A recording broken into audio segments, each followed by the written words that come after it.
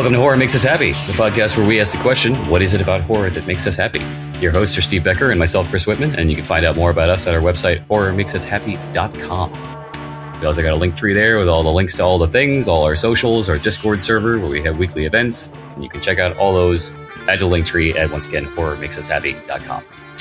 Before we get started, this is the trigger warning. This is a horror podcast. We talk about horror things, so we may delve into sensitive subjects that may involve violence and or curses words. Parental discretion is advised. Right, Steve? Yes. Yes. Just like the cassette tapes from our youth. Yeah, remember those stickers? That meant it was good. Yeah. Anywho. What we got coming up? Today we are talking to Mr. Trace Thurman, co-host of the HorrorQueers podcast and staff writer at Bloody Disgusting. Welcome. Thank you, guys. Happy to be here. Our pleasure. Before we get into the interview, you want to let us know if there's anything you're working on? Anything you want to plug? We are just weekly podcasts, so I'm just podcasting all the time. We've got a main feed that's free. You can get it on pretty much anywhere you get your podcasts. Apple Music. Oh my God, Apple Podcasts, Spotify, whatever the hell, RSS, whatever the fuck. And then we also have a Patreon feed where we cover modern films. So our main feed, we stick to pretty much any kind of queer film or a film that we can apply a queer reading to, or we'll just, look at it through a queer lens because we're queer. And then our Patreon fees where we go to the movies and we talk about recent releases, which is always really fun. And we just recently teamed up with the team behind the new queer horror film Leviticus to sponsor some free screenings around the country. So those happened earlier in June. And very good movie. Go see it. Cool. We talked about tangents earlier. Again, throw one here already. Speaking of your podcast, I listened to a couple episodes and the last one about Cable Guy. Yeah, we definitely covered. So because sometimes people are like, well, it's not really a horror film. I was like, yeah, but like Cable Guy it's doing single white female just with Jim Carrey, so it's fine. Pretty much. Yeah. And that hallway scene with the eyes. Yeah. The best scene of the movie, by the way, but yes. Yeah. And like you said, borderline, gay content there. There's definitely a vibe going on. Oh, yeah. Yeah. I mean, if Matthew Broderick had more charisma in the movie, it would probably be a queer camp classic. But yeah, there's definitely homoerotic undertones to Jim Carrey's character. They could have played it that way. 100%. And actually, knowing some of his other work, he probably could have played it that way. Actually, they just announced, too, they're now making a TV show of it. They did announce who's cast in it, but I can't remember who it is. But I would imagine that, now they can actually, if they want to take a kind of homoerotic route, they can do that. Yeah, I can't remember who they said, but it's fine. It's Jake Johnson and Damon Wayans Jr. that they're going to be the leads of the TV show. So a new girl reunion, basically. Okay. Yeah. Anyway, all right. Well, tangents. Yeah. So our podcast is less about your body of work and more about yourself as a horror fan. Go from childhood through adult years, and then at the end we'll talk about any common themes that crop up. But that said, it's not meant to be a therapy session. So if there's any questions you don't want to answer, you just say pass and we'll move on. Totally fine. Starting with childhood, what are some of your earliest memories of scary things? Well, so I was not allowed to watch scary things when I was a kid. Like I remember the first thing I really wanted to watch that my parents deemed too scary for me was Disney's Hocus Pocus. And I would have been 4 when it came out. So I remember like my parents rented it and I walked in the room while they were watching it and I was like, can I watch it? And they looked at me and they were just like, no. And bear in mind, like when I finally did see it a couple years later because it would play on the Disney Channel all the time. But like a zombie gets decapitated in that movie. So it's pretty intense for a kid. But really, my earliest memories of horror, I think I watched a ton of Scooby-Doo. That's really what I grew up on. Which I think that's why I like slasher movies now, or like specifically the Scream style slasher movies, because it's all about unmasking the killer at the end. And then the other thing was I grew up on Goosebumps. So when I was in first grade, I wanted to watch the Goosebumps TV show, but my mom would not let me because it was too scary. And she told me that if I could read 2 of the books, recite the plots to them to her and like not have nightmares and not be scared, then I could watch the show. And I don't think she thought I was going to do it. But we had a book fair at my elementary school and I bought 2 of the books and I read them and I recited them. And she was clearly not happy about that. And so she was like, okay, well, when you watch the show, we have to watch them with you. And I was like, okay, that's fine. I just want to watch them. And I think my initial love of horror came from the fact that I was told I couldn't watch it, and I was like, well, I want to, and so I kind of made that my personality for a long time. Began with defiance. Yes. Yeah, a lot of defiance. But I mean, again, like people laugh when I say Scooby-Doo, but Scooby-Doo, like across its iterations over the past like 50, 60 years of its existence, like has gone into legitimate horror territory quite frequently, and it's very fun. Yeah. It's funny that you mentioned the thing about reading. So when we interviewed, I think it was David Simmons, he said something very similar too, where he wanted to watch something and his mom was like, no, you can't watch it, but you can read the book. And we joked because we're trying to remember the exact verbiage, but I said something along the lines of like, no, don't smoke that weed. Here's some crack.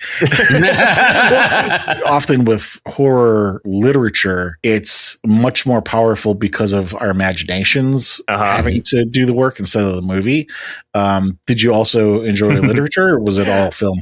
No, I definitely enjoyed literature. So yeah, I really started with Stephen King when I was in 7th grade. So I would have been 12 years old. And I remember asking my mom, the first book I read was Cujo. And it was Pet Sematary, which I actually didn't really like because I thought it was going to be about an evil kid, and the kid's only in the last 20 pages of a 500-page book. So I was not prepared. Like as an adult, I get more of the grief side of it now. But as a kid, I was like, where's my evil kid? But there's a scene where the husband and wife have sex. Honestly, the sex in the Stephen King books was more surprising to me than the violence in them. Because even in Cujo, there's a scene where I'll use the movie as a translator here, but like where the Dee Wallace character is having an affair with some guy, and in the book he goes to their house, trashes it, and he does in the movie. But in the book, what they don't adapt is he masturbates all over their bed. And again, I'm like, I'm gay, but I didn't realize it at the time. But there were, like those types of scenes, which really focused on the male side of sexuality a lot.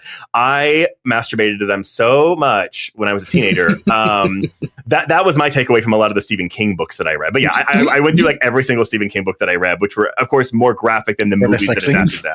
Yeah, I did read them. I mean, I read them. I didn't just flip through for the sex scenes. But I read them for the articles. Thank you. But I think as a 12-year-old, like, I wasn't expecting to get that in those books. I didn't know that people wrote about sex in these books, especially again, a horror book. And so I think reading Stephen King books actually helped me to understand my sexuality more than watching movies. Yeah. Stephen King's helping people. Yeah. with his sexual content in his books. Right. I mean, again, maybe not it. It was the man masturbating and talking about his semen flying all over the mattress. I was like, I feel something about that. Okay. Should write a letter. Hey, Stephen. Right. Yeah. Dear Mr. King. Thank you but so much. I don't think my mom was aware of how much more graphic those books were than the movies themselves. No.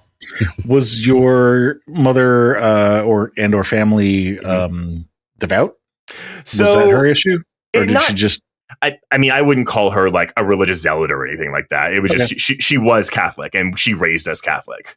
Just didn't get into the horror thing, or was afraid you having nightmares? My dad was really into horror. My mom was not. And so I think too, when I showed an affinity for it, my dad was like, because basically there were 2 periods in my life. Once I was in 5th grade and my dad rented me Deep Blue Sea and Halloween H2O. And then once in 7th or 8th grade, and my mom was gone because my mom didn't work. She was a stay-at-home mom, but there was a weekly period in my 7th or 8th grade year where my dad just rented me a bunch of R-rated movies. So I got to watch like all the Screams. I watched both Jeepers Creepers. I watched the first 2 Scary Movies, which my dad did not. I think that was the one he was most like, oh my God, I can't believe it.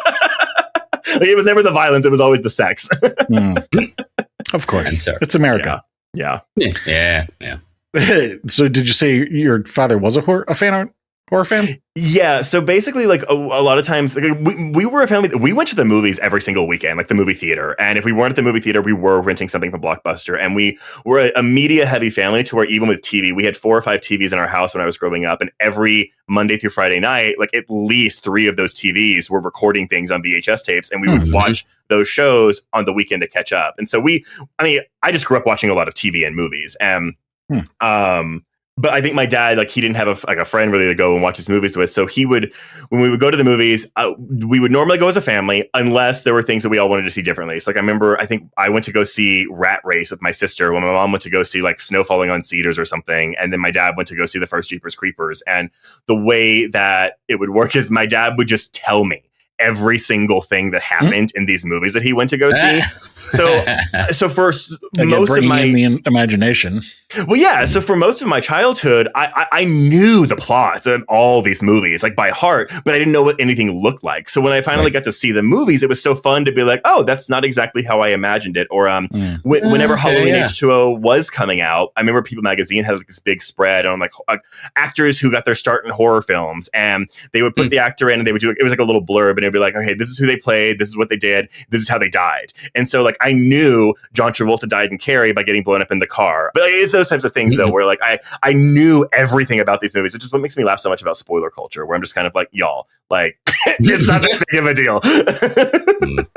You can still experience it when you see it. Yeah, exactly. There is something to be said about the shock of not knowing at all what's going to happen, though.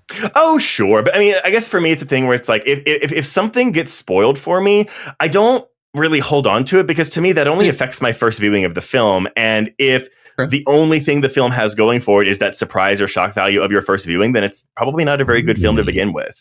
That's a very good point on that aspect of the whole spoilers thing. Like, if it truly were, a story ruining experience to have something spoiled like that, then that labels that story as like a one and done. Yeah, like no rewatch value. For me, it's often when people give me spoilers, half the time I've forgotten about whatever it is that they've told me until it happens on screen. I'm like, oh yeah, that's right. They told me about that. Yeah.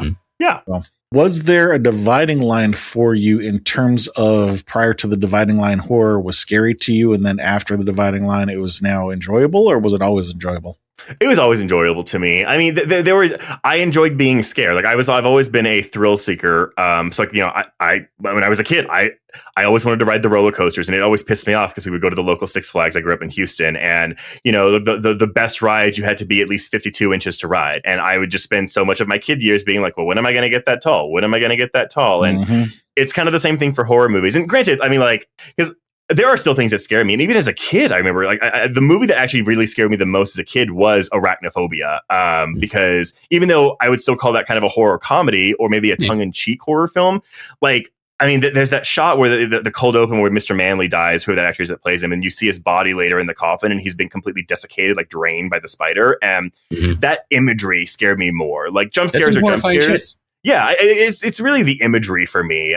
Or I remember the first time I saw Poltergeist, which was a PG-rated film, and the Blockbuster box art. Not even PG-13. Well, because PG-13 didn't exist yet. So that's right. The three movies that made the PG-13 get invented were Poltergeist and Indiana Jones and the Temple of Doom and Gremlins. Because it's funny you say that when you were talking about the graphicness of the guy being desiccated in Arachnophobia. The first thing I thought of was, it's just like that shot in Indiana Jones. Yeah, well, and the funny thing is, so that's actually a wild story too, because I didn't see Raiders of the Lost Ark until like way later in my life, but I had seen Temple of Doom 1,000 times, and that which I think it's why to this day, like Temple of Doom is my favorite, even though I know it's pretty much everyone's least favorite of that original trilogy. But like, it has the most horror-y things in it, but it also has the stupidest things in it, which to me that blends well. But I get that people don't like the stupid parts of that movie, especially all the Kate Capshaw stuff. But for me, like that made it camp, and that's something that I really gravitated to and really play. I mean, like, I think we can link camp with queerness, but like I think that played into shaping a lot of the taste, where I really liked the extreme horror that's in Temple of Doom, because I do think there was extreme horror in that movie, but I really like the stupid funny stuff in it too. And so I have a wide range when it comes to enjoying horror. But truthfully, so my two favorite genres of horror film, and I think I might be jumping ahead here, but like the reason I like horror so much is because there are subgenres, like there are so many different types of horror films. And so it's you don't see like, what are the different subgenres of romantic comedies? It's just romantic comedy. But I love, so slashers are my favorites, and creature features are my favorite. And they can be like dumb as fuck, like campy creature features, like Piranha 3D or Zombievers, or they can be something that's like really terrifying, like, like Jaws, or to me, I loved snakes when I was growing up as a kid. Like snakes are my favorite animal. Whenever I had a project on an animal, I always picked snakes to do them on. May have also been a mom-defying thing because my mom hated snakes. But anyway, but I remember I saw the posters for Anaconda in late 96, early 97. So I would have been 6 or 7 years old. And I was so excited to get a snake movie. And I was praying every fucking time I saw that poster at the theater. I was praying that there would be a rating on it eventually. Because if it was PG-13, I could go see it. But if it was rated R, I couldn't go see it. it was PG-13. But I remember my parents talked to me beforehand. They were like, now remember, this snake is going to eat people. And my 7-year-old ass was like, yeah, I got it. Thanks. Good. Yeah, that's the point. I know. Well, and the funny thing is, like, so my dad and I did a double feature of Anaconda and Volcano, the Tommy Lee Jones disaster movie. There's a scene in that movie where John Carroll Lynch's subway attendant, like, he jumps across a pile of lava, but like doesn't make it, and he just sinks in the lava. And that to me was more horrifying than anything I saw in Anaconda. Even though, I mean, Anaconda has I think some genuinely horrifying imagery, like the outline of Owen Wilson inside the snake's belly, you know, stuff like that. But John Boyd getting popped out half digested. Yeah, exactly. But like, to me, like, for some reason, like that, I think the more realistic horror of Volcano, even though like someone sinking in lava like that isn't realistic, but as a kid, like, that was horrifying to me. Whereas Anaconda, like, I was like, this is so fun. Yeah. Curious if there's how you might maybe describe your love of snakes.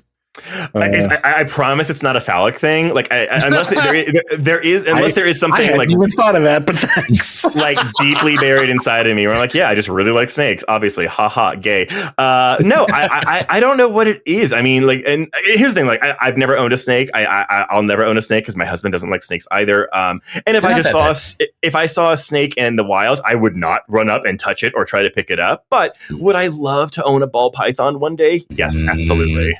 Ball pythons, Burmese pythons, and smallish boas. Boas can get pretty fucking big, but yeah, we had snakes when I was growing up, my family, and they're cool. They're low maintenance. Yeah, I like them. If you get a good snake, like all reptiles, they can. There are like two temperaments with reptiles I've noticed: nice and cuddly, and pissy. Yeah, avoid the pissy ones. Yeah, I had a friend growing up, and she had a ball python that she named Pretzel, and it was the cutest thing. Pretzel, nice. Nice. You mentioned for Hocus Pocus the scene about the zombie getting decapitated. Was there any other scenes that really stood out to you from that? I mean, the opening scene, they kill a child, which there's that, just a small child. Yeah, I mean, and they're quote unquote just sucking the life out of her, but like, I thought that was always really upsetting. And the funny thing is, the zombie decapitation, like, I mean, he's a good guy. He turns out to be a good guy that helps them, but it was still, I mean, I don't know. It was the imagery. I think it's a thing is, like, for a lot of horror films, it was the imagery that always scared me more than like the actual like scares in the film themselves. So like the look of the zombie really scared the crap out of me, like that gaunt face. Even to this day, like, there are certain horror movie deaths that I find just really horrific to watch. Like, and here's a silly one, like, Lizzie Kaplan's death in the movie Cloverfield, where she gets bit and they pull her behind a tent and you just see the silhouette of her inflate and pop as she screams. Like, that is a PG-13 horror film. But to this day, I still, like, if I ever watch Cloverfield, I can't watch her death because it is such a horrifying idea to me that I find it legitimately scary. And so, yeah, I think as a kid, it was always like just like the visuals of things that freaked me out. But also, it seems that it's body horror.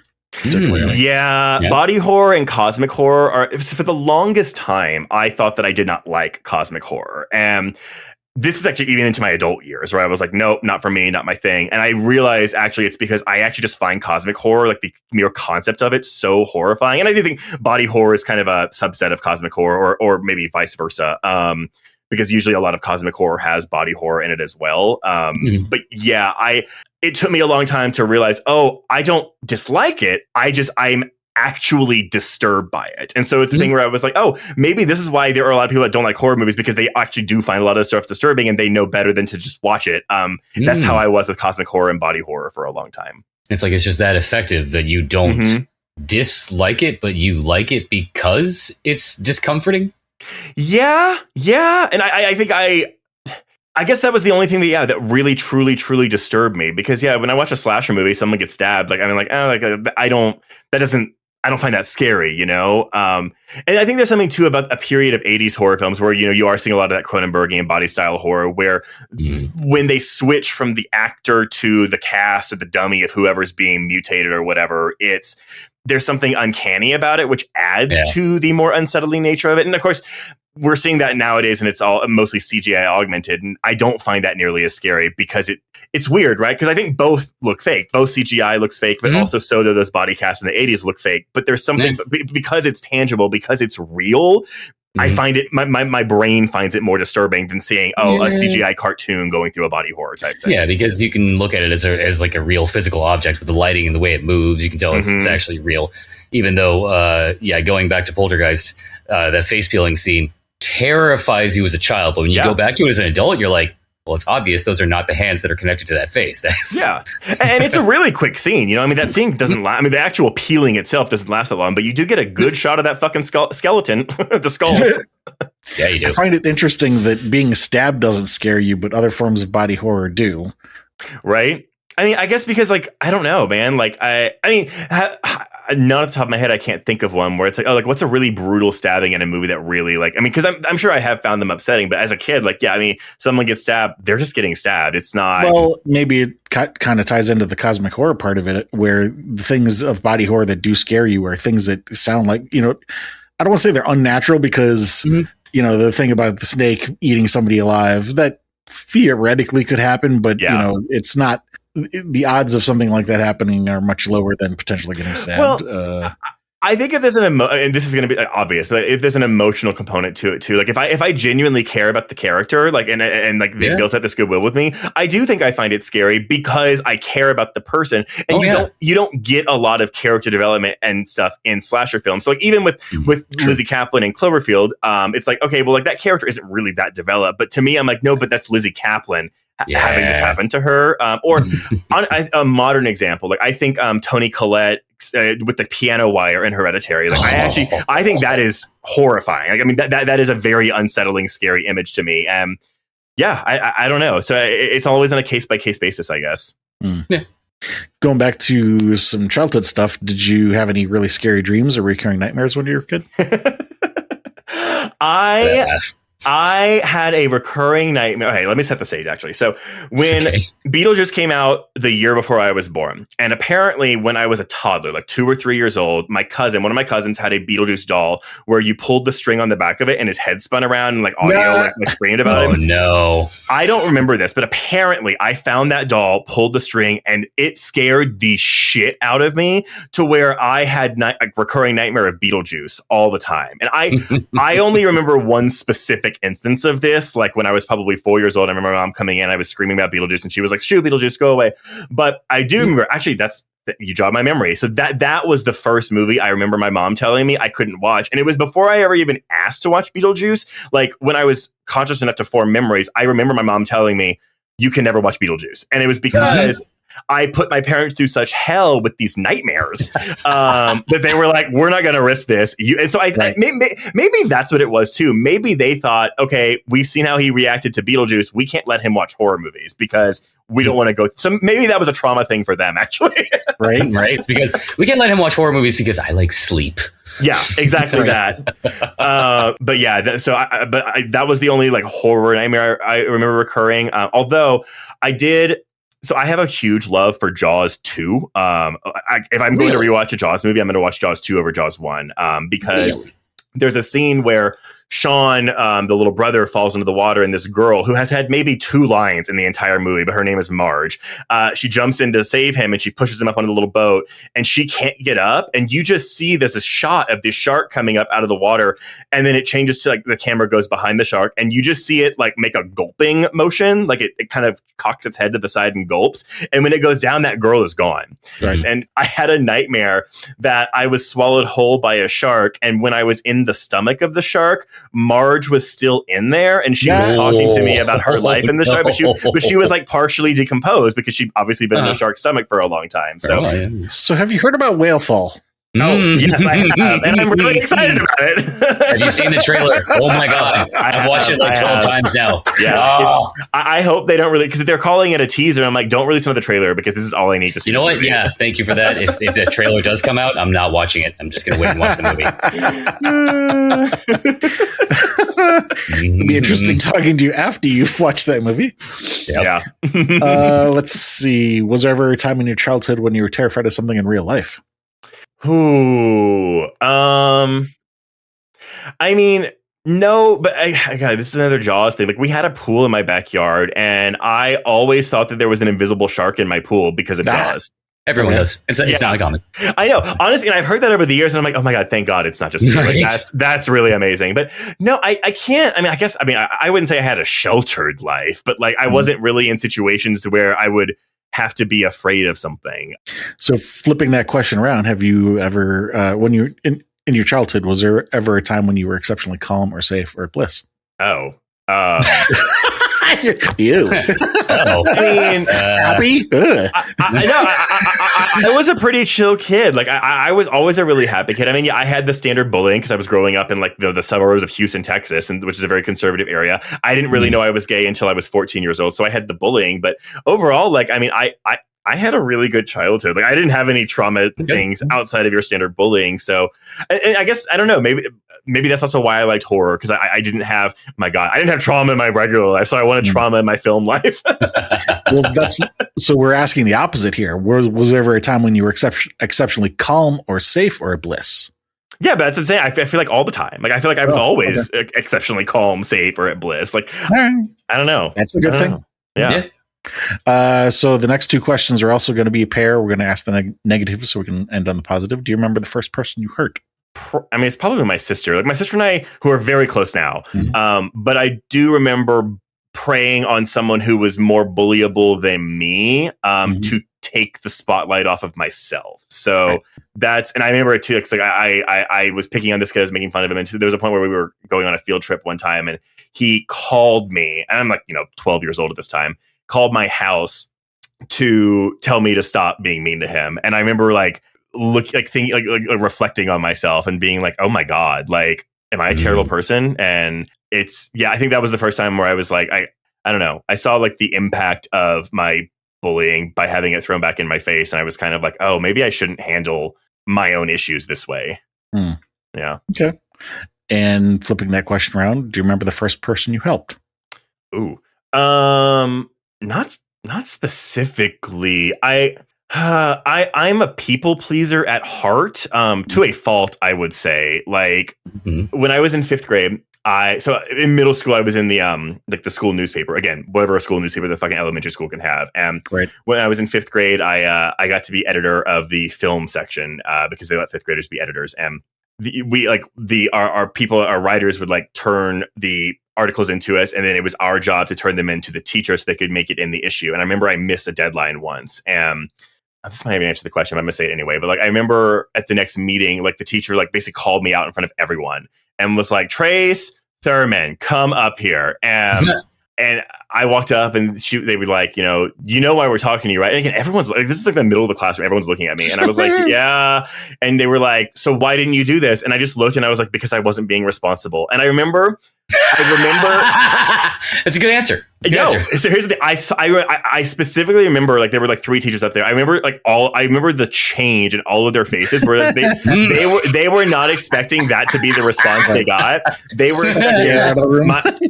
expecting my 9 or 10-year-old ass to like make an excuse or something. And so ever since that moment, I know I've learned, like, that was the takeaway from that was, if I fuck up, I have to cop to it. I have to not make an excuse. I have to say, look, I fucked up. I did it. So I guess this wasn't really me helping someone else, but I was helping myself in this way where I think I learned a very valuable lesson from that experience and the reaction that I saw from my teachers at that moment. Okay. Good. They just dumbfounded, like, well, yes. Yeah. No, because they were like, I think they didn't know what to say. They were like, oh, well, yes, you were not being responsible. Love it. What about Halloween? Favorite costume? Least favorite costume? So I always went. I went as Michael Myers one year. I did Freddy Krueger, which looked terrible. Those masks never look good. But I playing with the gloves. I remember when I was older one year, I did get one of those like headless guy costumes. Where using the idea of the Freddy Krueger mask not looking good. It looks so terrible. It's possible considering what he looked like in the movie. Maybe it looks too good, and that's the problem. Like, it just looks too clean. There's no where's the pizza face? I know. But Sorry, but yeah. I know you're good. Like, yeah, I got the headless guy, and I finally convinced my sister, who is not into horror movies at all, to like be a witch with me. And I basically would like lay down in the front yard as this headless guy, and whenever trick or treaters would come, because we were again in the suburbs, so it was a bunch of kids, and I would always like sit up as the headless guy, and I remember just the glee because they would think that I was like a mechanical thing that was just programmed to sit up, and then when I would start to stand up and follow them to the candy bowl. I chased so many people down the street. It was so fun. But yeah, I mean, typically, because I couldn't see all these horror movies, like I would dress up as Freddy Krueger, as Jason, as Michael Myers, because it was the only way I could really get exposure to them. Cool. And now a 10-second self-advertising spot. Please support us at patreon.com/horror makes us happy. We have a $1 a month tier, which is just $12 a year, or 50 cents an episode, which is a steal when you think about it. There's also a high tier, which grants early access to unedited interviews. Now back to the show. Moving into the teen years. So we talked about Stephen King, Pet Sematary, Cujo. Let's see. Was any of the stuff that we talked about, like Anaconda, Volcano, or Cloverfield, was that teen years or?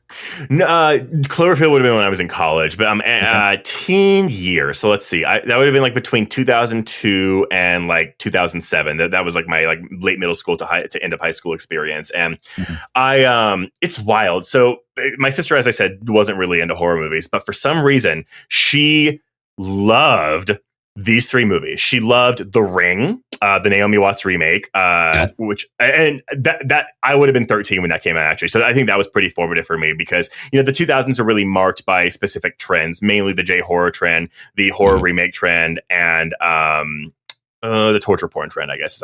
So really, The Ring was really big in that because it was one of the few horror films that I could watch with my sister. She would come home and watch it after school every day. It was I could not figure it out. I was like, this is a scary ass movie. Why the fuck are you watching this? But she really liked it. Why do you want to experience this again? Look, I'm not complaining, but what the hell?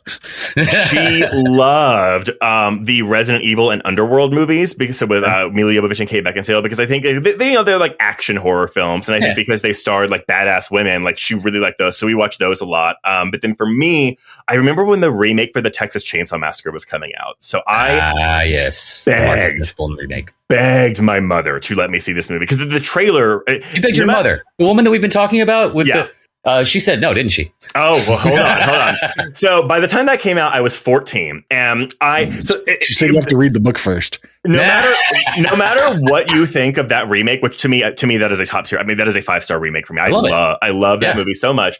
But I remember I think I was bothering my mom so much. And the weekend it came out, October 17th, 2003. I remember this date like so specifically. But I for some reason I just remember my mom was like, "If you shut up, I will let you go see this movie with your dad next week."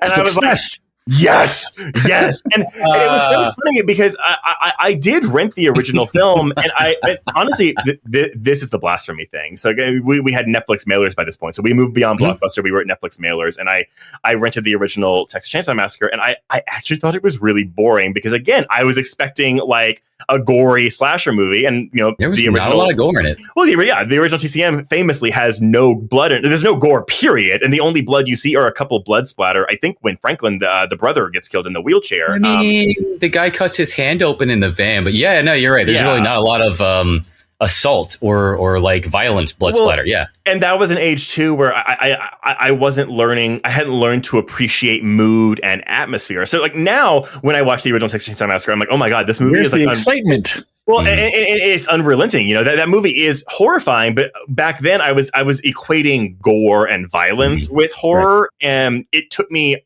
ashamedly so, I'm going to say, several years into my like late teens to early adulthood to really appreciate like mood and atmosphere when it comes to horror as scaring me, and not just like action based plots. But basically, The Ring in 2002. Texas Chainsaw Massacre in 2003, and then Saw in 2004. Those were probably the three big ones in my life. And I got to see all of those with my dad. And Saw, I remember Saw, it felt like it was the first time I was really witnessing like a moment in horror, I think. It was such an interesting, I don't know. I just remember seeing in the theater and being like, wow, I'm like witnessing history being made with this movie. And it felt so special. And then every single Saw film after that, I went to go see with my dad. It was great. Yeah. It's a nice what tradition. did you feel was being made in terms of history? Yeah.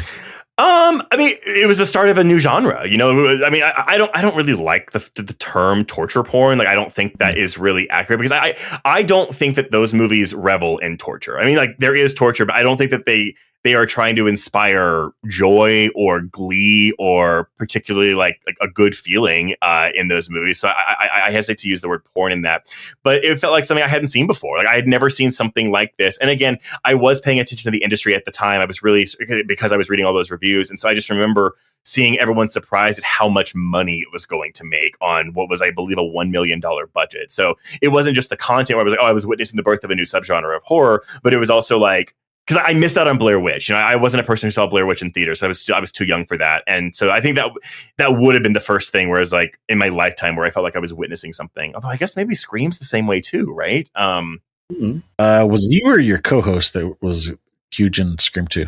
We both are. So Okay. I watched the first one a lot. I think that was what went on with me. I watched the first one so many times and I didn't rewatch the second one because my memory of it was, it wasn't good. And for some reason I revisited Scream 2 when I was in high school and I just loved it. I was like, oh my God, this takes everything the first one did already like pretty perfectly, but like cements the perfection of it. And I think that Scream 2 has some of the best directed sequences in the franchise in terms of pure suspense and terror. And I don't know, to me, like that will always be the peak Scream. I think Gale's audiovisual chase scene is one of the best chase scenes in horror movie history. I think the Sydney and Hallie trying to get out of the police car, crawling over Ghostface is fucking awesome. I don't know. I think also for a movie that was released exactly 1 year after the first one, where they rushed that thing into production, they did not have a lot of time to make mistakes. They had different scripts floating around. Like that, nothing about that movie should have worked. And to me, it's a perfect horror sequel. Okay. Did you have any recurring nightmares or recurring dreams in your teens?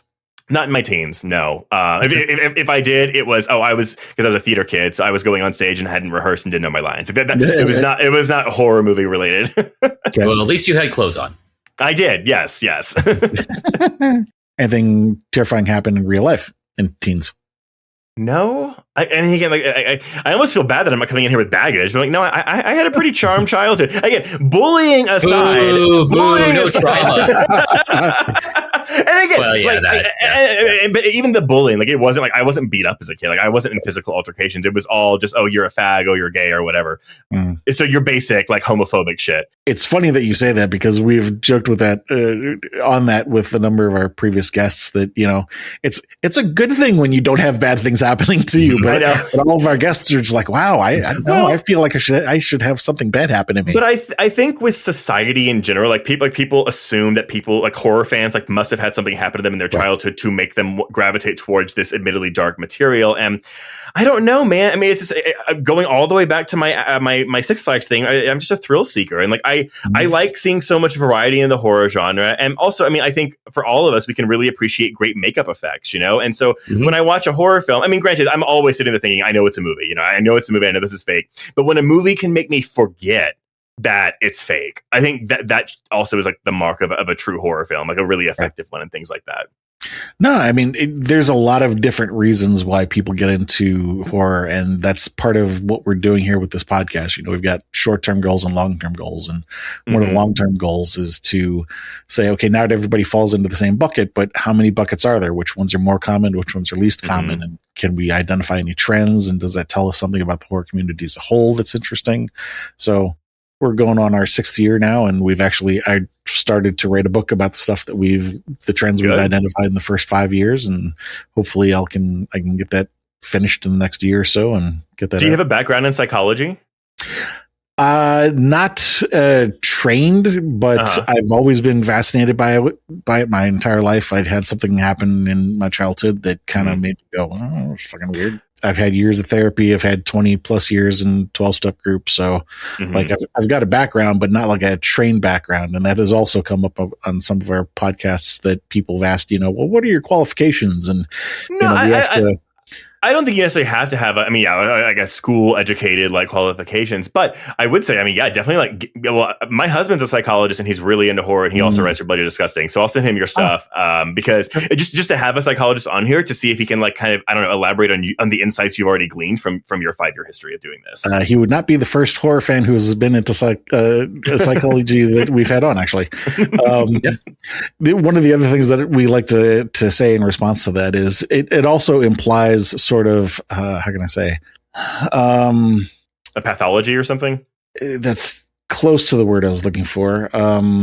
Diagnosis. Like that's implying that there's something wrong. And we're not saying that there's anything wrong. We're just identifying what topics are of interest to particular individuals. And it is up to you to decide whether or not it is causing a problem in your life, you know? I don't think that it necessarily implies something is wrong to apply an affinity for genre filmmaking to a psychological aspect.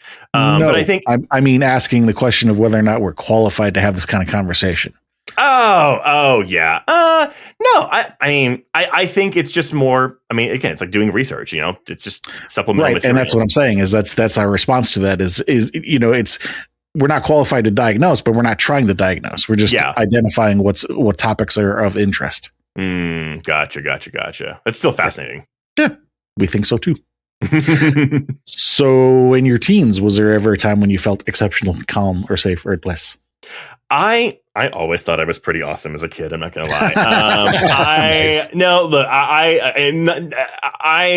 I'm not a narcissist, which is probably what a narcissist would. No, I don't know. But I think it's a tough one, right? Like, would a narcissist know they're a narcissist? Yeah, is it like exactly. a Dunning-Kruger thing? Yeah, it depends. I think that abusive narcissists would never admit they were a narcissist. And I do have experience with unless it benefited them somehow. Continue. Yeah, right? Exactly that. No, but I think my parents were always really good at supporting me. When I was a kid, I really wanted to be an actor, at which my parents still supported me, which is wild to me. And I was always really confident, perhaps overly so, maybe not entirely justified. But I credit my parents to that for making me think that, you know, the old standby, anything was possible. You can do anything you set your mind to. Like I always just really built into that. So I've never been a cynical person. I've never been a particularly I've never experienced personally things like depression or things like that. I've always, I don't know, never had negative thoughts permeate my mind. That's a good thing. And again, maybe that's why I watch a lot of horror films, to fill in the gap that I have. Maybe. And now a 10-second self-advertising spot. If you're in counseling or a 12-step program or know someone who is, Steve's book, A Guide to the Recovery Toolbox, would make a great gift. It's an introduction to more than 80 of the tools that he's learned. Just Google A Guide to the Recovery Toolbox to find out more. Now back to the show. Moving into adult years. So we mentioned Cloverfield. Anything else to really stand out to you from adult years? Oh God. I feel because college was when I was really going into okay, any of these major heavy hitting horror franchises that I haven't seen, I need to go through them. Because by I finished high school, I did all your majors. I watched all the Nightmare on Elm Streets, I watched all the Halloweens, I watched all the Child's Plays and Friday the 13th and things like that, all the big heavy hitters. But I think then by college, I was okay, now I need to get into the individual ones. Was there anything that really connected to you on an emotion level? Yes, The Fly is one of the most emotional horror films ever made. That film is so tragic. Is. Yeah. But God, the end scene where he's just holding the rifle up to his head, that's acting. Yeah, it's really good. I honestly, so this is maybe a deep cut, but 2007, William Friedkin's Bug with Ashley Judd and Michael Shannon. Okay. Have either one of y'all seen this? I have not. Okay, this movie, it's so funny. It's one of those movies that got the rare F cinema score in theaters because it's just it's the only movie I've been to where I have seen people throw popcorn at the screen. When it ended, people just went nuts. It was if you've seen Spun, then you'll respect Bug. Is my take on that. And again, we can quibble about whether Bug qualifies as a horror film. I absolutely think it does, although I do think it has elements of dark comedy in it too. But Bug, so I saw it was one of my first boyfriends I had at the time, and we both went to go see this movie Bug opening weekend. It was the same weekend. That's not a good day movie. That's not a good day movie. Well, no. So here's the thing, though. Here's the thing, though. So Bug is based on a really famous play by Tracy Letts, husband of Carrie Coon. Okay. And so the movie which was marketed as, oh, it's a movie about these killer parasite bugs that get under your skin, is not about that. The movie and the play is about this man, Michael Shannon, who's reprising his role from the play. He has paranoid schizophrenia, and he meets up with Ashley Judd, who is grieving the loss of her son, who she lost in a mall 10 years before, while also getting out of an abusive relationship with Harry Connick Jr., who has just gotten out of prison. But anyway, the whole movie is a two-hander where it's just them in a hotel room slowly going more and more and more insane. His paranoid schizophrenia feeding off of her grief, developing her paranoid schizophrenia. And okay, I've read about this one. I know which one you're talking about now. It is a fantastic... Not the 1970s bug. Yeah, it is a fantastic acting piece, though. And so my boyfriend at the time, who, thank God he was a theater kid, we were in awe of the performance. I mean, to me, it is Ashley Judd's best performance I've ever seen her do. Like, she is so fucking good in this movie. And Michael Shannon's really good, too. But... we both loved it. So we were watching people boo at the screen and throw popcorn at the screen. Whereas we were looking at each other like, that was one of the best movies I've ever seen. But so going back to your original question on emotionality, that is one that I think to this day works because of the emotion that Ashley Judd specifically brings to that performance. It is a horrifying movie because you are watching a woman who has already lost her entire life. You know, she has devolved into alcoholism and drug abuse because she can't get over the fact that she lost her son 10 years before. And to watch people in real time slowly go more and more insane, ultimately ending, spoiler alert, with them immolating themselves is absolutely... I mean, I didn't cry in the movie, but I was moved by the movie in a way that I don't think a horror film had really done for me before that. Okay. What was the other one that you mentioned? The Fly. Oh, I mean, that's a romance. That's a romance that just has horrific body horror in it. Like, I mean... It kind of is. Cheeseburger. And it's a thing where, like, you know, I think Jeff Goldblum's... I don't think Jeff Goldblum's character is that empathetic. Like, I actually think he's kind of a jerk for most of the movie. And, absolutely. But, again... I think it's that Gina Davis performance. Gina Davis's performance as she slowly watches the man that she loves. Admittedly, a man she's met relatively recently, standard rom-com trope. But it's the effect on her. And so I find that for me with horror films, and actually any film in general, so I'm going to step out of horror for a second, but like one of my go-to cry movies are Fried Green Tomatoes and Steel Magnolias. And Fried Green Tomatoes actually has some horror elements because they definitely cook a man and sell him up as barbecue in Fried Green Tomatoes. Yeah. But it's not the person dying or something happening to them. It's the reaction, the grieving of the people around them. So like in Steel Magnolias, I don't cry that Julia Roberts dies. That doctor told her not to have a baby and she had a baby and had kidney failure. That's her fault. But at her funeral, when Sally Field is breaking down and she's like, I just want to know why? Every time without fail, I sob. And so I'm trying to think of a horror film where it's like, okay, what is a horror film where like, it's not even the death that bothers me, but it's the grief of everyone around them. Actually, I think Hereditary is a really good example of that. I think Hereditary of watching someone, even though like, I mean, the mother that dies is like a horrible witch woman. I think that Toni Collette's performance of a really realistic portrayal of grief, like grief is what I find that moves me in horror films and films in general. But because most horror films don't really allow characters to give the time to grieve, you don't get that emotionality. Yeah, that's true. Yeah, you can't really... You want to not dwell, but you want to do character development as just, you know, story writing in general. But you're right, in horror movies, you can't dwell on horror development because then it starts to... Studios don't want to spend money on, you know, what's the, you know, common denominator and get everybody to love this movie. And the grief is not always the biggest sell in that regard. But I guess, I mean, and I'll do two more examples, actually. So specifically, I think... anything Mike Flanagan does. I think Mike Flanagan is really good at injecting emotionality into his films. Like even Oculus, his second film, I think is, I mean, some people hate it because like those kids are so stupid, but I'm just like, no, like I really relate to the sibling bond in this movie. And it really, honestly, that movie is so fucking tragic. Yeah. But then I think the other big one is Martyrs. I think Martyrs, that was a movie, the first time I watched a movie where I think it was the closest I'd come to experiencing depression because the 24 hours after I watched Martyrs, I felt like a shell of myself. And it was a feeling that I was so unfamiliar with and I don't want to like minimize depression because I mean, I'm not clinically depressed, but I felt such an emptiness inside of me after watching Martyrs. And it wasn't sadness, it wasn't grieving, but it was just like oh my God, like what? And I guess because that movie is asking a lot of existential questions. So maybe it was the existential. I in turn was asking myself those questions, because that's also a movie that really also challenges religion. And while I wouldn't consider myself religious, particularly today, it's more of I don't know. How can I make a decision if I don't know? That's why the concept of faith is always like, I admire people with faith, but I don't have faith. But Martyrs, I think, is the one where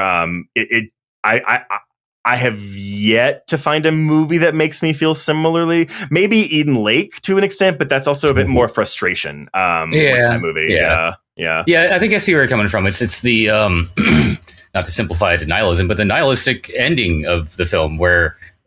Spoilers for anyone who hasn't seen it. Martyrs is what, like 10 years old now? Oh, it's almost 20. The original one. Almost 20, yeah. But yeah, it's like in the end, they're seeking a glimpse into the afterlife from this person who they've tortured. And get nothing. I don't think it was ever confirmed what she said, but it's heavily implied that she just says, there's nothing. There is nothing after this. And it comes, I mean, because people lump this into torture porn, and I would never, because I don't think anything about Martyrs is supposed to make you feel good. Like that movie is a soul-crushing film, but that ending comes after a 20 to 25 minute sequence of just this girl getting tortured and beat up and force-fed and pissing herself. And like, it is a grueling. I would never just show Martyrs to anybody. You know, I would have to vet them for it. But yeah, she gets flayed. They are like, hey, what's in the afterlife? And we don't hear what she says, but what she says is enough to make the person she told blow their brains out. Right. And not even in a grieving way or a depressed or a shocked way. She's just like, well, okay. Yeah, I guess I'll kill myself because it doesn't mean anything. Yeah, and it is like the nonchalant way in which it's presented, where it's like, and I do think too, like I think Kiyoshi Kurosawa is really good at presenting nonchalant violence in that way, where like I don't find his films scary in a traditional sense, you know, things like Pulse or The Cure or something like that. But the way like that nonchalant way with which they present really brutal and graphic like spurts of violence is so deeply unsettling. So it's like, I mean, again, like what is scary to people? Because I think for a lot of people, scary is, oh, boo, scary, which again, that is a form of scare. But I think for a lot of us diehards out there, we're looking, I mean, it's like a drug addiction, right? Where we're trying to look for that next fix because we're so desensitized. And so I think for a lot of people, it's it's that feeling that gets under our skin that seeps into our soul of like just absolute nothingness. I feel like that's what a lot of us are chasing sometimes. Like that's it's no longer fear or the scare. It's more the dread. Yeah. Well, as a palate cleanser to that, you mentioned Oculus, Mike Flanagan. We interviewed his brother Jamie, and you also you mentioned the sibling bond there. For you or anybody else who has not heard it, I would highly suggest going back to check our interview with Jamie, because he shared a very sweet and warm and heartwarming story about something that happened between he and his brother and their childhood. Also on Steel Magnolias, I still cannot to this day see anybody reference the phrase "nice piece of ass" online without going to hunt down the YouTube clip and sharing that. The armadillo cake. That's a nice piece of ass. Thank you, Weezy Boudreaux. Yes. Always did like a nice piece of ass. Yes, that's the line. And hey, alien star Tom Skerritt. Tom Skerritt. Any scary dreams or recurring nightmares as an adult? So I lived in Texas my entire life, but we moved to Colorado. So I live in Denver now about 4 years ago. And I have cut back on my drinking pretty significantly. And I have become more of a pothead. Not as like when I moved here, I smoked so much, but I go through like tea breaks. I force myself into tea breaks every couple months or so. Tea breaks? Yeah. THC break. Yeah, I put two and two together. Just I've never heard that, and I like that. Yeah, well, because basically I'm smoking every day. My tolerance builds up, and it's like, you know, kind of affecting my body chemistry. And so I go a Chris month. Wouldn't know anything about that. I don't know what you're talking about. Well, so the thing is that you implying you're a regular smoker is what you're saying. Yes, and I think I know where you're going with this. Okay, it just nullifies dreams, doesn't it? No, so the smoking nullifies dreams. Going on the tea break, I would have the most vivid dream. This is the weird side effects of going on a tea break. If you're a regular smoker and you just stop cold turkey and you stop for a month, those first 2 to 3 weeks, good luck with your digestive system. Oh my God, it's horrible. But the vivid dreams are. It is like. almost borderline lucid, and I can't even think like I just saw that movie Deep Water with Aaron Eckhart and Ben Kingsley where the plane crashes in the ocean with all the sharks around it. Oh yeah. And fuck it, I had a dream about me in a plane with sharks all around me. So these aren't even like, I typically don't dream because I do smoke like on a nightly basis, but during those tea breaks, like whatever movies I'm watching at the time, I will absolutely have the most vivid dreams about those movies. So I think I've learned get high as fuck when watching Whale Fall. Do not tea break. Underline. Those are the kind of nightmares I do not want to have. Yeah. It's rough. But no, I mean, I've never been a person like that has recurring nightmares. Again, outside of your normal, like, you know, I'm in a play and I don't know my lines. Like that's the most. Or I'm back in school and I didn't complete the homework assignment. Like that. Those are the kind of nightmares I have. Yeah, not uncommon. Let's see. Anything scary happen in real life as an adult? Not to me, but people very close to me, family members, have had pretty bad things happen. But because they're not really happening to me, I don't feel comfortable saying what they are. But yeah, I had people very, very, very close to me go through some very traumatic incidents over the past 4 or 5 years, and that bleeds into my life since obviously I'm a big part of their life, and it's has not been the best. So I mean, yeah, in terms of like childhood, teen, adult years, like I think this has been where the most bad things have happened in my vicinity to people around me than it ever has in my entire life, and so let me try to. Not exactly sidestep it, but let's put it this way. A reoccurring theme in this conversation has been body horror. Things that you're not wanting to talk about. Would they relate to body horror or some other type of issue? I think so. Then I mean, all right. So sexual assault, I think you could put into body horror. Yes. I think abuse of spousal abuse. Not my spouse, by the way.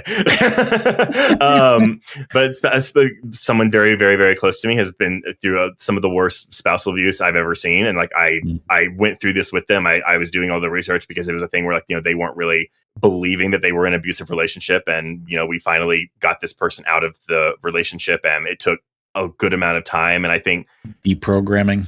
Yes. And I think, yeah, there's a certain amount of, because these things are happening to me, there's a certain amount of helplessness that I felt. And so I think that, you know, as I said, I personally don't have, I'm not clinically depressed. I don't have any kind of mental issue with depression or like a bipolar or whatever, like things like that.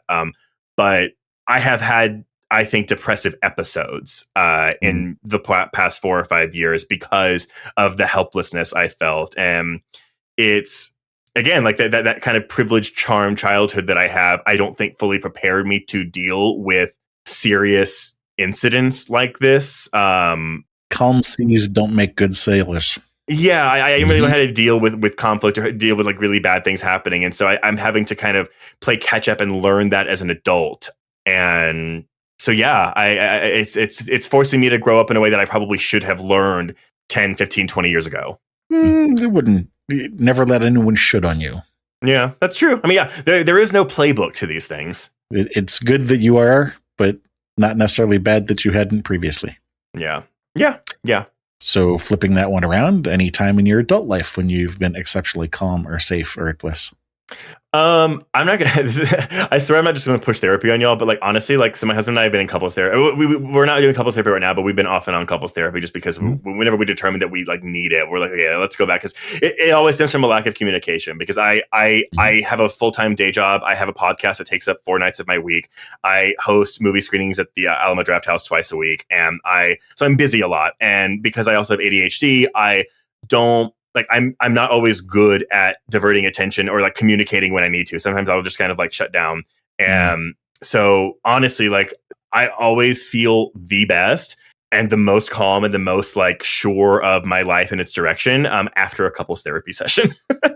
because it's a thing where like, okay, if my husband and I are going into couples therapy, it's generally because we haven't been communicating as often or as effectively as we can be or should be. And sometimes I need that communication forced out of me, and a lot therapy does. Well, I mean, it doesn't force it, because you can very much go to therapy and just not say anything. Schedule it. Like, yeah. It's a thing where it's like, it puts it in my calendar, and and again, like those moments where it's not even like a breakthrough in therapy, but like where, we're finally talking about something that I didn't realize was bothering me, but we're actually getting out there and talking about it. Like it's like that huge weight of not communicating my issue is finally off. But I don't feel bad about saying, hey, like this thing you're doing is bothering me. And I feel the most confident and assured and calm after really successful therapy sessions. Good. Yeah. So these next two questions we're going to ask, we did this before. We're going to ask as a pair so that we can end on the positive. Okay. And I kind of segues with the last question we just asked, which is, do you remember the last person you hurt? Someone I know was very hurt by someone else who was hurting them a certain way, professionally speaking. And by that, I mean stealing their work and publishing it as their own. And Bad person. Bad. Yeah. And let's just say at the time I had arranged to do something with this thief professionally. And after learning about what they were doing, still went through with the thing I was doing with them. And that's something that I mean, thank God my friend said this to me, and we are still friends to this day. Like, we worked our way through it, but it was a moment where I was like, oh wow, I just like betrayed someone in a way that, because I'm kind of conflict avoidant, which is again why therapy is really good for me, because it forces me to raise the conflicts. But because I was too chicken shit to have a conflict with this thief and say, you know what, like I see that you do this stuff. I'm going to cancel this thing I'm doing with you. I was too chicken shit to say that. I just went ahead with it, hoping that my friend just wouldn't catch it. And they did. And they did, obviously. And I mean, I thank God that they called me out on it, because if they had taken my approach, they would have not said anything. They would have internalized it. They would have grown to resent me. And because they didn't do that, I was forced to have this conflict with them, which is and was uncomfortable. But our relationship is better and stronger because of it. Yeah, absolutely. Yep. But yeah, that was the first time I remember, like, I mean, I don't consider myself a bad person, but I think that I have made poor decisions out of cowardice in the past. And that was the most recent one of that. Nobody's perfect. Yeah. Do you remember the last person you helped? Yes, I do. That person in my life who was in an abusive relationship.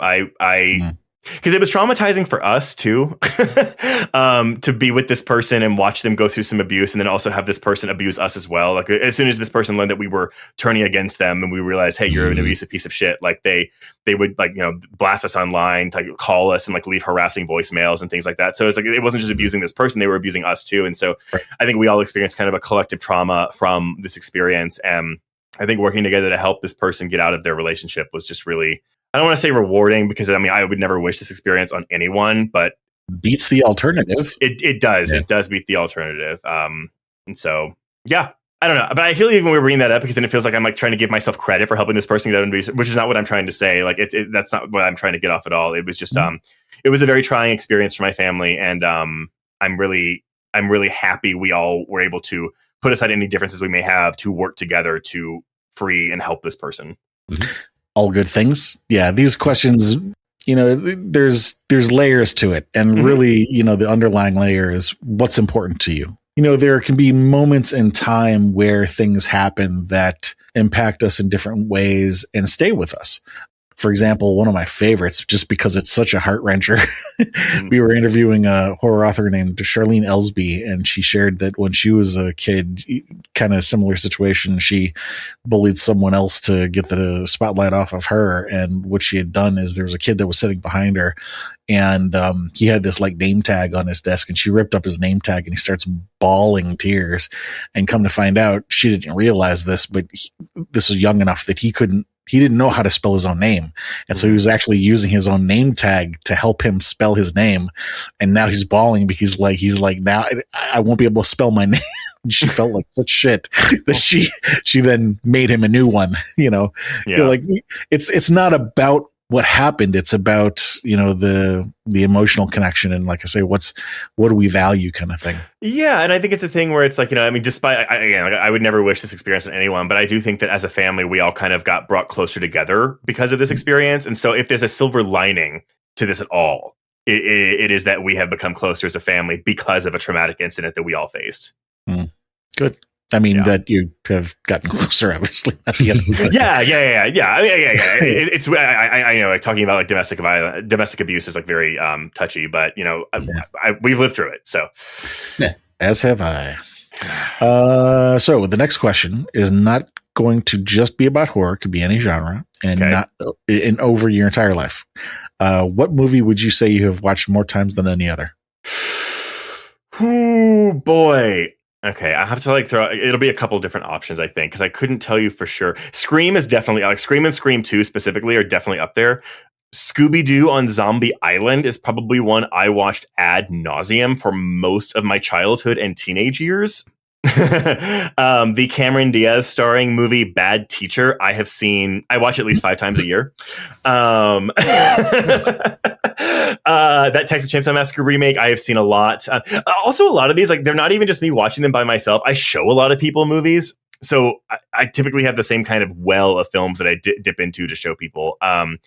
Well, hang on. So of the first 4 that you mentioned, there's one that kind of stands out that we haven't talked about, which is Bad Teacher. What do you like about that one?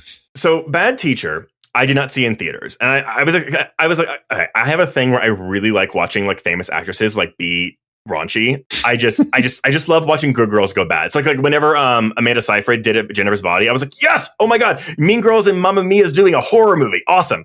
So I was so excited for that. But anyway, so I missed Bad Teacher because I heard it was really bad and it didn't get good reviews, even though it made like $130 million. But I rented the Blu-ray and my husband and I watched it and we were like, oh my God, this is the funniest thing we have ever seen. Why did people not like it? What is going on? And one year, it was like 3 or 4 years after we saw it, the Alamo Drafthouse did a screening of it and we brought our friend to go see it. And we were like, oh my God, it's so funny. We're going to see it in the theater. It's great. And we watch it.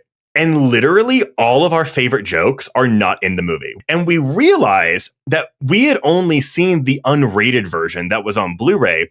And the R-rated version, and here's the thing, like normally when you see an unrated version of a movie, it's just a marketing ploy. You know, there's like a couple extra scenes in there, but it doesn't really mean, the movie's not affected deeply. But with Bad Teacher, despite the unrated cut being just 5 minutes, I think, longer than the theatrical cut, not only are some of the best, most offensive jokes pulled out of the movie for the R-rated cut, some scenes are edited differently or like they end differently. So like the entire flow, the comedic flow of the movie is changed in the R-rated, the theatrical cut of Bad Teacher, to where I was like, this is why no one liked it. This is why it got bad reviews. Okay. I mean, the question there really is about either underscoring things that have either come up earlier in the call or giving us an opportunity to talk about something that hasn't come up in the call. In this case, you know, humor that has come up on the call previously. Normally, we would follow up that question by saying, okay, but now would you say, is that your favorite movie or would you pick something else? Sounding like you're going to have a hard time picking a favorite movie. It is, but I will tell you right now that my Letterboxd top 4 are Scream 2, Romeo and Michelle's High School Reunion, Drop Dead Gorgeous, and Clue. Okay. As far as summaries go, well, normally we also ask, what common threads do you see about what horror you like? You previously mentioned slashers and creature features. So yep, I answered that one. So it's kind of interesting. There's like, I often will talk about having like a college degree. You got a major and a minor. The major thing that I'm hearing, really, it all boils down to joy. You mentioned thrill seeking. The word I would have gone for is spectacle. Yeah, true. I mean, and that's not to say I only need movies, because I mean, like, again, like I watch a lot of depressing horror movies and I don't necessarily get joy from those. But I think, like my go-to, I'm seeking something that gives me joy. And granted, something that is like, gory as shit can still give me joy. But I do tend to really enjoy horror films that are a bit tongue in cheek or have a bit of like a darkly comedic undercurrent to them. Like I really love dark humor, or I don't want to say PC humor, because I think you can make offensive humor that's bad. But I do like smart offensive humor. Yeah. So if that's the major, then a very close second minor would be the body horror aspect. It's that's come up in almost every single thing that we've mentioned today in various forms. And maybe it's because, as I said, like that is just something that truly disturbs me. Like I don't want to be edgelord, but like I don't really get scared that much anymore. Like I do still get scared, but like in terms of the things that really get under my skin and disturb me, like and maybe that's what it is. Like I look for something that's the high that I'm chasing. Potentially. One of the other things that we've sometimes talked about on this podcast is that particularly for guests where joy is the primary feature of their love of the genre, it's really hard to dig past that because, well, why are you so happy? You can't really do that. And I think often that's because whatever the initial trigger was, it probably happened before the age of like maybe 3 or 4, like at that time where we have experiences, but our memories don't stick around. Do you know what I mean? Truthfully, it could all go back to that time when I pulled the string on that goddamn Beetlejuice doll. Like for some reason, even though it gave me nightmares for weeks or months that pissed off my parents, it maybe put something in my brain that said, hey, but this is good. That is possible. I wasn't necessarily thinking of that as good, although I did pick up on it being impactful. And then another thing that I hadn't mentioned was the defiance, the defiance part where they told you, no, we don't want you to watch this. And you were very strong willed and saying, no, I do want to do this. So there might be something about that, about, strong will. Yeah. But I feel like though, I think you're right. Absolutely. But I think like if I was just doing it out of defiance, that's not enough, I think, to fuel an obsession or a passion for the genre like I have today, or that I have throughout my entire life. So I could have just been naturally wired to always like this kind of stuff, but the defiance aspect just pushed me further into it. I don't know. Right. Yeah. So, well, icing on the cake. The joy was going to be there regardless. It's sure. The aspect of who are we interviewing? There was some author we were interviewing where she was in college, and this is at a time when horror was not very popular in literature.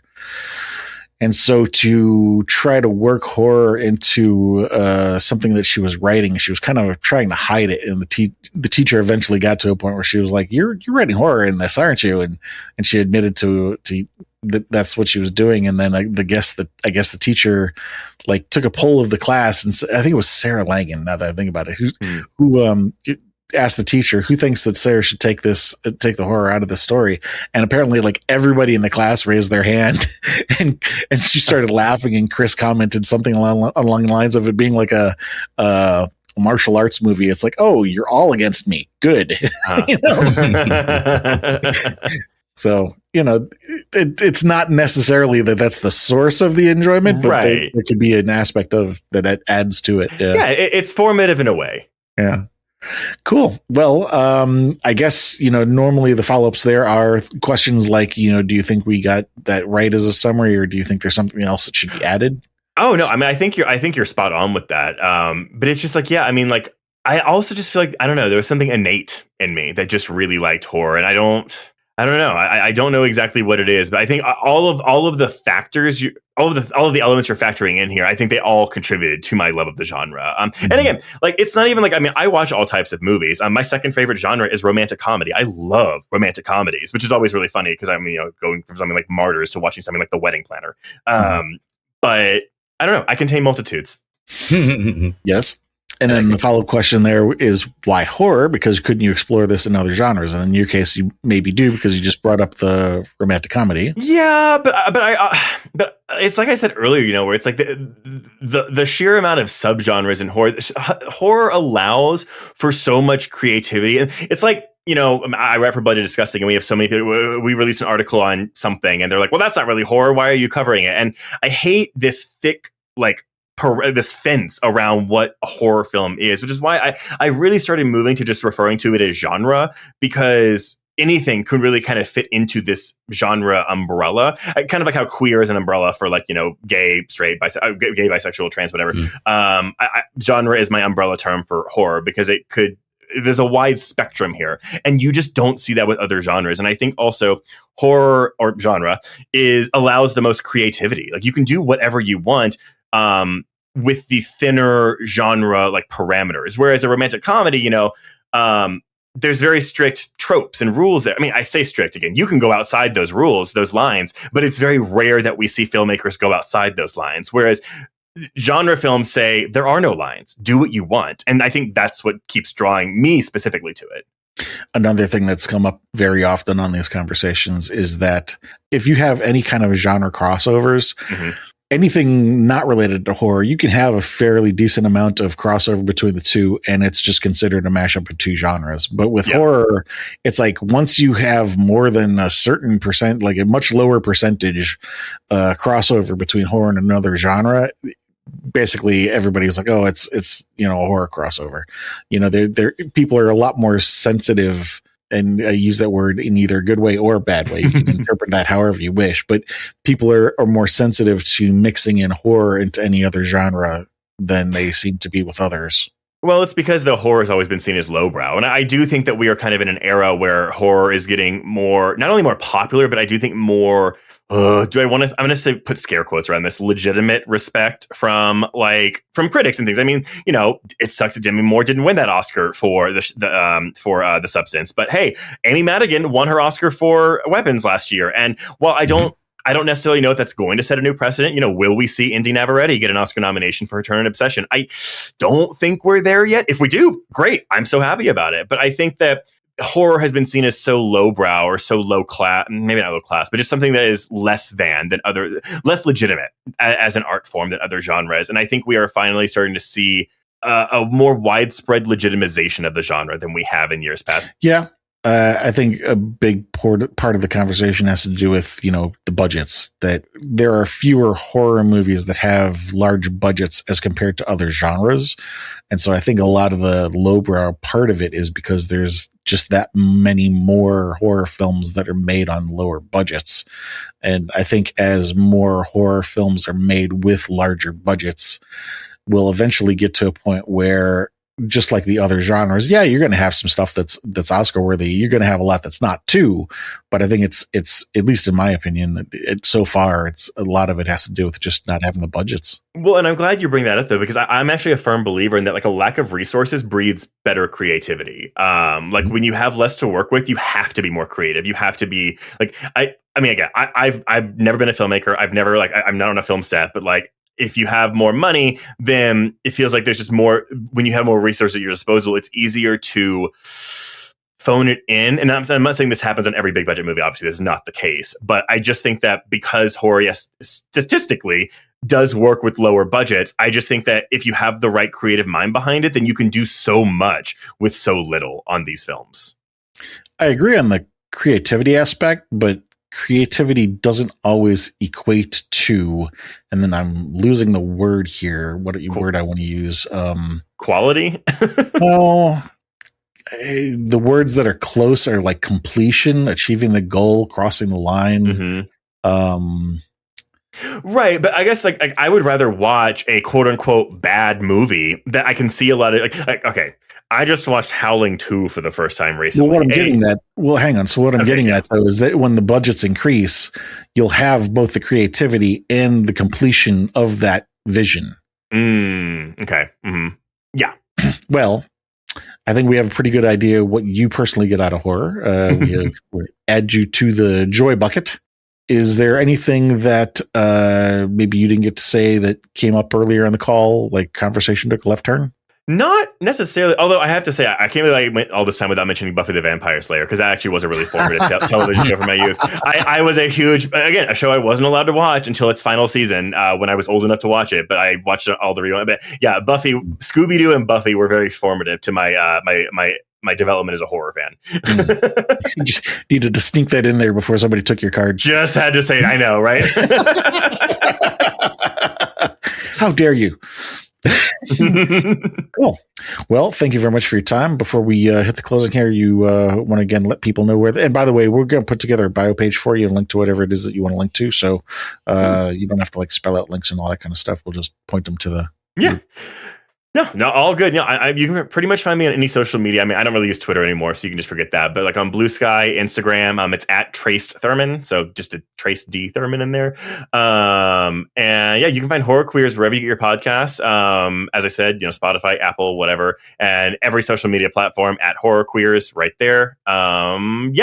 Otherwise, I'm not as chronically online as I used to be. I think, I mean, the internet makes me sad. So it's best to stay away from it.